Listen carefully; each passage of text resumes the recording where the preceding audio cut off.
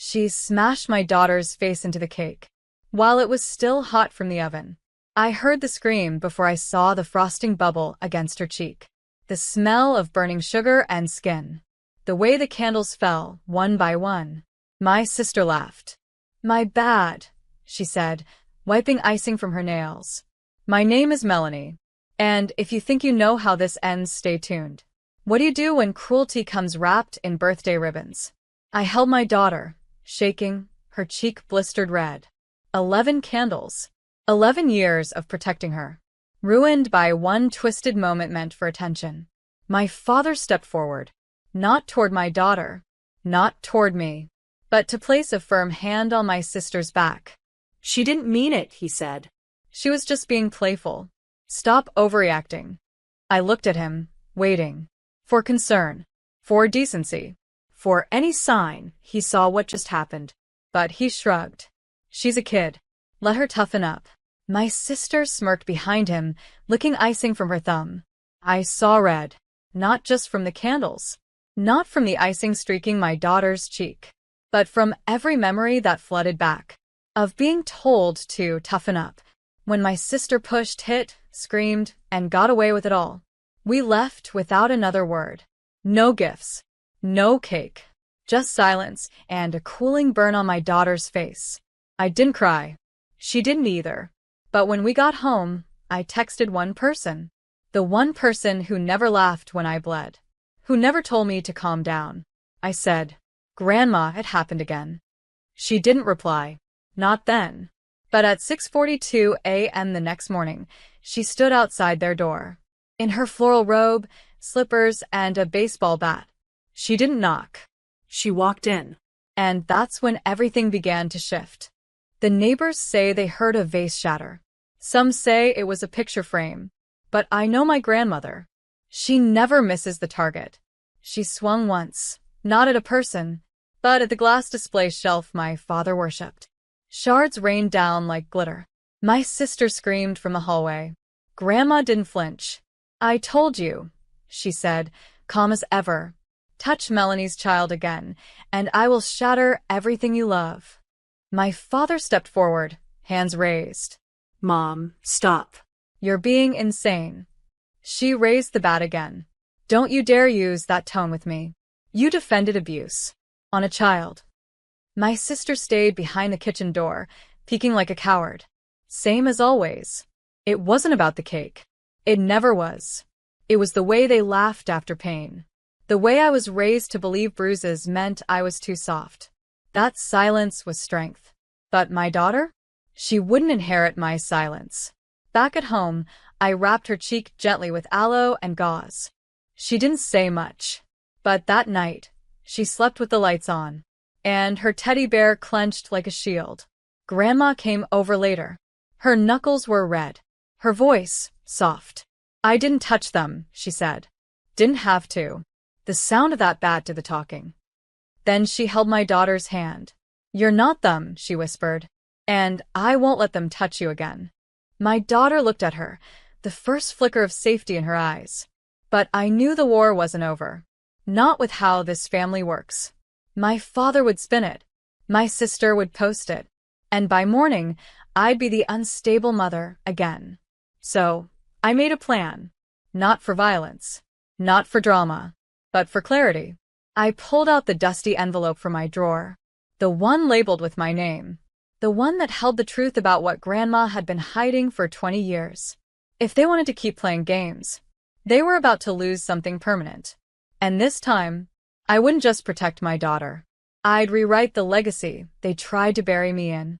The envelope had dust on the edges, but the paper inside was crisp, untouched, preserved, like a secret that had been waiting for its moment.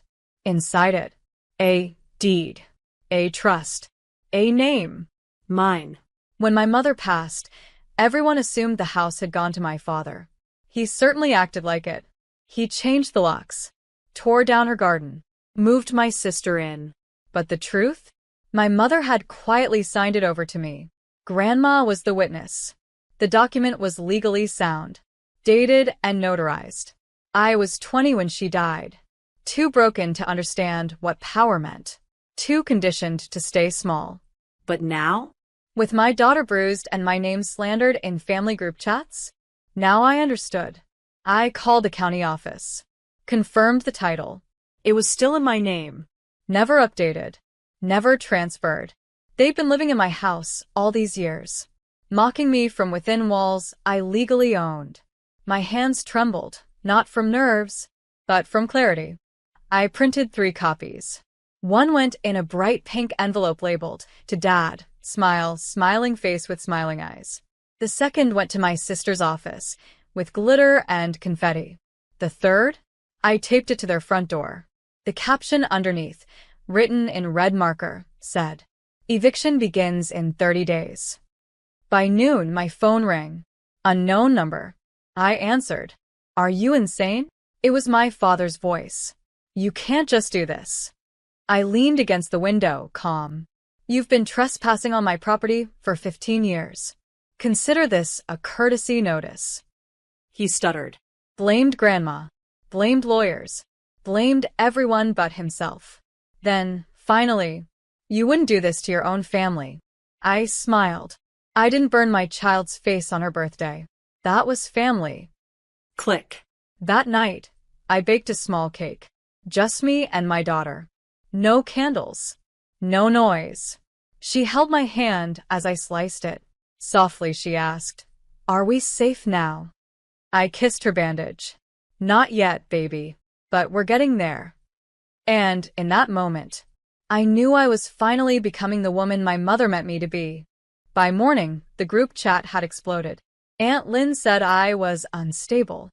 Uncle Marv said I needed prayer. My sister? She posted a photo of herself crying. Caption, "Some people destroy their own blood for attention." But the comments didn't go how she expected. Someone replied, "Didn't you push a child's face into a hot cake?" The silence that followed was delicious. I didn't respond. I didn't explain. I didn't need to. The truth was already echoing. Meanwhile, my father showed up at my job, gray suit, shaky hands, holding an envelope of his own. "I'm willing to buy the house," he said. "Let's settle this like adults." I looked him in the eye. "For 15 years, you let her treat me like dirt. Then you did the same to my daughter. You're not buying peace. You're renting guilt." He slammed the envelope down. "There's money in there. Real money. Think about your child." I smiled. "I am." Then I slid his offer back toward him, unopened. He left in silence. That same afternoon, Grandma came over with a folded list. At the top, things they took. My mother's wedding necklace. The antique desk from her office. Jewelry meant for me. Savings bonds in my name. And the violin my mom played when I had nightmares. "They stole those things one by one," Grandma said. "And I let them. Because I thought you'd never want to go back there." I held the list like a map. Not for revenge. For reclamation. They thought this was about cake. But this was about erasure. What they erased from my daughter, they'd already erased from me. That ends now. I called a locksmith. Arranged a formal notice. And called a non-profit for domestic survivors. "Would you be interested in housing women temporarily?" they asked. I nodded, even though they couldn't see me. "Yes. I have space. And stories." Because healing doesn't just mean evicting the people who broke you. It means opening your doors to the ones still trying to breathe. 30 days passed like wind through broken windows. The official eviction notice went up. Stamped. Dated. Legal. Final. My sister posted a TikTok crying in the living room, framing herself beneath Mom's old chandelier. Captioned, "She's destroying the house our mother built." I laughed. Because it was our mother who left that house to me. It was them who filled it with rot. Neighbors started whispering. Some offered fake sympathy. But most? They remembered. They remembered the screams. The broken glass. The way my sister mocked me from the porch when I came to drop off Christmas cookies and was told to leave them on the mat like the help. Karma had a long attention span. I walked through the house 2 days before the deadline. Room by room. Memory by memory. The wallpaper Mom picked was still there. So was the coffee stain in the corner where she used to sit and read. But something felt different. The ghosts had stopped apologizing. They were watching now, waiting for justice. That night I got a call. A young mother. 2 kids. Nowhere to go. Can you take them? The shelter rep asked. I didn't hesitate. Yes. The house is ready in 2 days. On the 31st morning, I returned with Grandma and a locksmith. My sister stood outside with crossed arms, sunglasses on, as if hiding behind a brand could erase what she'd done. You're displacing us, she spat. You're ruining everything. I didn't blink. You shoved my daughter's face into a hot cake. You mocked her burn marks. You gaslit me. You stole from me. This isn't displacement. This is reclamation. My father didn't speak. He just stared at the front door like it might open if he wished hard enough. It didn't. The locksmith clicked the new lock into place. When they drove off, I didn't watch. I walked in barefoot and stood in the center of the living room. My daughter stepped beside me, eyes wide. Is it really ours now? I nodded. No more ghosts. No more yelling. Just us. And whoever we decide to help. Because revenge isn't just about taking back what's yours. It's about deciding what you do with it next. The house echoed differently now. No more slammed doors. No more whispered insults behind curtains.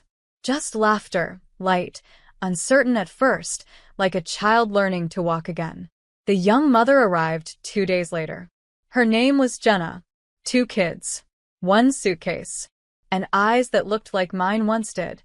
Tired, cautious, half-hopeful. I handed her the key. No speeches. No forms. Just dignity. This room gets the best sunlight in the morning, I said, opening the same window where my sister once screamed at me for breathing too loud. Jenna didn't ask questions, but her silence was grateful. That night, I lit a candle in Mom's room. It used to be locked. Now it smelled of lemon oil and peace. I found her violin.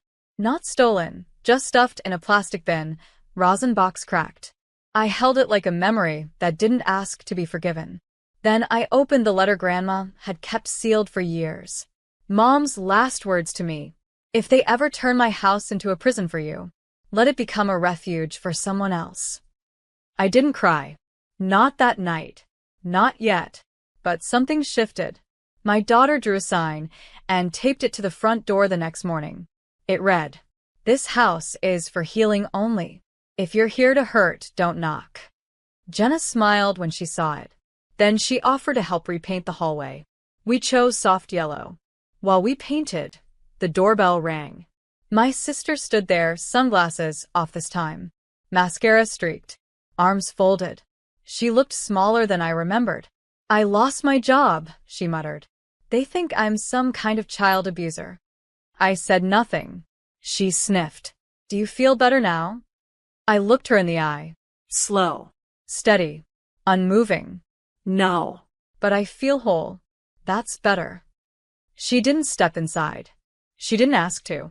The door shut behind her like a chapter finally closing. And inside, my daughter played softly with Jenna's kids. Laughter bouncing against walls that used to carry screams. The cake burns were gone now. But the lesson? Still warm. Spring came early that year. Or maybe it just felt that way inside the house. With every door left open, every meal shared at a long, repaired table. Something thawed that had been frozen for decades.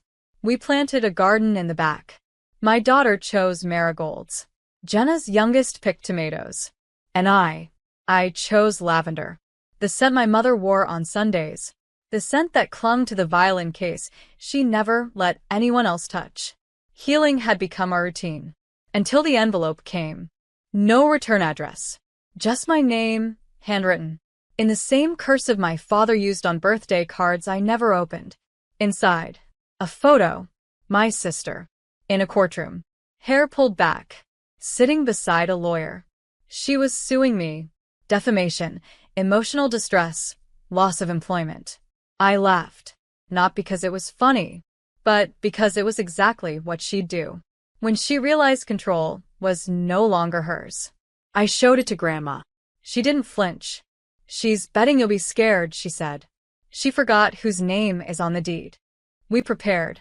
We gathered screenshots, text messages, the medical report from my daughter's ER visit, the one Dad had tried to convince me not to file. Jenna offered to testify. So did a neighbor. And the social worker, who remembered how my sister tried to twist the story. But the real weapon? A video I didn't know existed. From a birthday guest's phone. Shaky, grainy, but clear. My sister laughing. My daughter crying. The cake still steaming. It had been posted once. Deleted later. But never erased. I uploaded it to a private drive. Titled it, In Case They Lie. Because sometimes the most powerful proof is the one they didn't know they left behind. I didn't want a courtroom war. But if they dragged me into one, I'd walk in wearing lavender, holding the truth like a shield. And this time, the little girl inside me wouldn't sit silent in the gallery. She'd stand beside me. The courtroom was cold. Not from the AC, but from the weight of years pressing down in legal silence. My sister sat across from me. Hair neat. Lipstick perfect. Eyes hollow. Her lawyer painted me as bitter. A woman with a grudge. A jealous sibling who weaponized motherhood for revenge. I didn't move. Didn't blink. Then my lawyer stood and pressed play. The video lit up the screen. A room full of party guests. Laughter. Then a sudden brutal push. My daughter's scream pierced the courtroom like glass. Steam rose from the cake. And my sister's voice echoed. Oops, guess she can't handle a little heat. You could feel it. The shift. The weight of truth crashing into carefully crafted lies. My father was in the back row. Face pale. Hands shaking. The judge didn't take long. Case dismissed. No merit. Counterclaims may proceed. But I didn't file any. Because revenge, to me, wasn't about money. It was about memory. About removing the crown from a family's false royalty. And returning the dignity they stole. Outside, my sister tried to speak. I raised a hand. You taught me what cruelty looks like when it's dressed as tradition. And I will never let my daughter inherit that. She lowered her eyes. And for the first time in her life, she had nothing to say. We drove home with the windows down. Lavender tied in the rearview mirror, swaying gently with the breeze. At home, my daughter ran through the garden, laughing, whole, unafraid. Inside, Jenna was baking. This time, the cake was fully cooled, frosted with care, and decorated with marigolds. My daughter leaned over and whispered, "No one's gonna push anyone this time, right?" I smiled. Not ever again. Later that night, I sat in my mother's old chair, violin resting beside me, a candle flickering near her photo. I whispered, "They can keep the noise. We have the peace." And with that, the story closed.